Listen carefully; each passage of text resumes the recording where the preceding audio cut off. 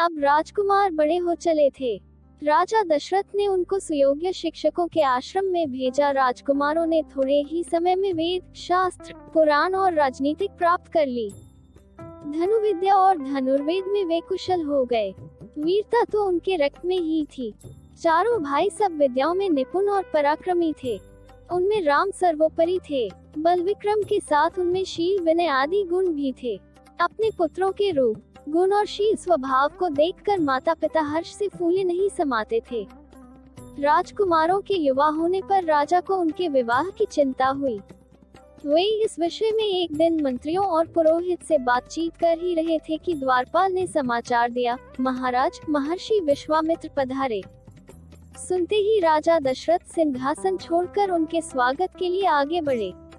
राजा ने मुनि को सादर प्रणाम किया, उन्हें उचित आसन पर बैठाया और सेवा सत्कार से संतुष्ट किया। इसके बाद राजा दशरथ हाथ जोड़कर बोले, भगवान, आपके पधारने से हमारी नगरी धन्य हुई। अब आज्ञा करें कि क्या सेवा करूं? विश्वामित्र प्रसन्न होकर बोले, राजन, विशेष कार्यवश ही आपके पास आया हूँ। हमारे यज्ञ में राक्षस विघ्न डाल रहे हैं। राक्षस राज रावण के 2 अनुचर मरीच और सुबाहु हमें यज्ञ नहीं करने देते। यज्ञ की रक्षा के लिए हम आपके वीर पुत्र राम को मांगने आए हैं। मेरे साथ उन्हें भेज दीजिए। आप डरे नहीं, राम की भी इसमें भलाई है। मैं आज ही लौट जाना चाहता हूँ। इतना सुनते ही राजा के प्राण सूख गए। वे गिड़गिड़ा कर विश्वामित्र से बोले, ऋषिराज, यह आपने कैसी बात कह दी? रावण के सामने तो देवता, दानव, गंधर्व कोई खड़ा भी नहीं हो सकता। उससे वैर मोल लेना हंसी खेल नहीं। मेरा राम तो अभी बालक ही है। मैं अपनी सेना लेकर आपके साथ चलता हूँ और आपके यज्ञ की रक्षा करूँगा। मेरे प्राण प्यारे राम पर कृपा कीजिए। बुढ़ापे में पुत्र वियोग से मुझे दहखी न कीजिए। इतना कहकर राजा विश्वामित्र के चरणों पर गिर पड़े। विश्वामित्र रुष्ट होकर बोले, राजन, आपका आचरण तो रघुवंशियों जैसा नहीं है। लो, मैं जाता हूँ। तब राजगुरु वशिष्ठ ने राजा को समझाया, महर्षि विश्वामित्र सिद्ध पुरुष हैं, तपस्वी हैं और अनेक गुप्त विद्याओं के पंडित हैं। वे कुछ सोच समझकर ही आपके पास आए हैं। राम को जाने दें, कोई इनका बाल भी बांका न कर सकेगा। तब राजा दशरथ ने राम को विश्वामित्र के हाथ सौंप दिया। लक्ष्मण भी बड़े भाई के साथ चल दिए। विश्वामित्र के पीछे पीछे धनुष बाण लिए दोनों भाई सरयू के किनारे जा रहे थे।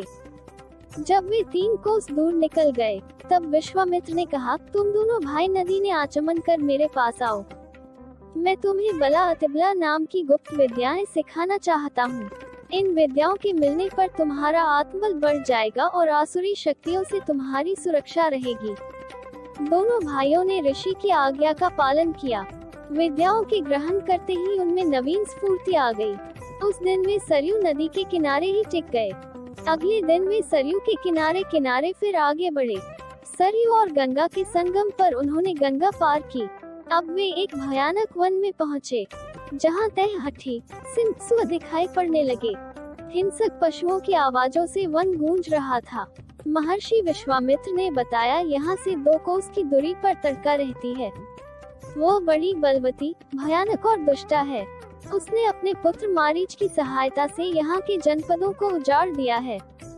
अब तो यहाँ भयानक वन ही तुम देख रहे हो। आज तुम्हें उसका संहार करना है। स्त्री समझकर उसे छोड़ना ठीक न होगा। श्री राम ने उत्तर दिया, मैं आपकी आज्ञा का अवश्य पालन करूँगा। यह कहकर उन्होंने धनुष की डोरी खींचकर छोड़ दी। उसकी टंकार से दिशाएं गूंज उठी। महाराक्षसी ताड़का भी उसे सुनकर एक बार घबरा गई और फिर गरजती हुई दौड़ी।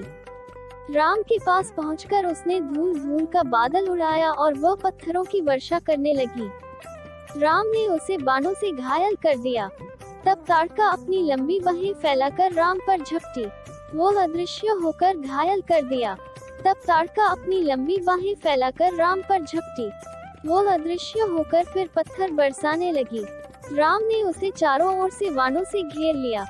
फिर उसके हृदय में उन्होंने ऐसा तीक्ष्ण बाण मारा कि वह हरहरा कर गिर पड़ी। विश्वामित्र ने राम को गले से लगा लिया।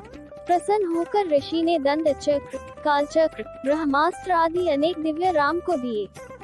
राम और लक्ष्मण को साथ लिए मुनि विश्वामित्र अपने तक आगे बढ़े। महर्षि विश्वामित्र का यही आश्रम था। आश्रमवासियों ने उनका यथोचित सत्कार किया। विश्वामित्र ने उसी दिन यज्ञ आरंभ कर दिया। 5 दिन तक यज्ञ निर्विघ्न चलता रहा। छठे दिन आकाश में घोर गर्जना सुनाई पड़ी। देखते देखते काले बादल जैसे 2 विशालकाय राक्षस वहां आ पहुँचे। इनमें से एक ताड़का का पुत्र मारीच था और दूसरा उसका साथी सुबाहु था। इन राक्षसों के पीछे बहुत बड़ी सेना भी थी। श्री राम ने मारीच पर मानवास्त्र चलाया। उसके आघात से वह मूर्छित हो गया और बहुत दूर समुद्र के पास जा गिरा। जब उसे होश आया तो वह दक्षिण की ओर भाग गया। सुबाहु को श्री राम ने आग्नेयास्त्र से मार डाला और सारी राक्षस सेना का वायव्यास्त्र से संहार कर दिया। विश्वामित्र का यज्ञ निर्विघ्न समाप्त हो गया। विश्वामित्र ने राम को हृदय से लगा लिया। सब ऋषि राम की प्रशंसा करने लगे।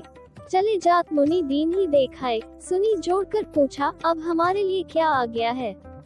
विश्वामित्र ने बड़े स्नेह से कहा, वत्स मिथिला के राजा जनक को तो तुम जानते होंगे। वहाँ बहुत बड़ा यज्ञ हो रहा है। हम लोग को वहाँ जाना है। तुम दोनों भाई भी हमारे साथ चलो। राजा जनक के यहाँ एक विचित्र धनुष भी है, उसे कोई उठा भी नहीं पाता। वो धनुष भी तुम देखना।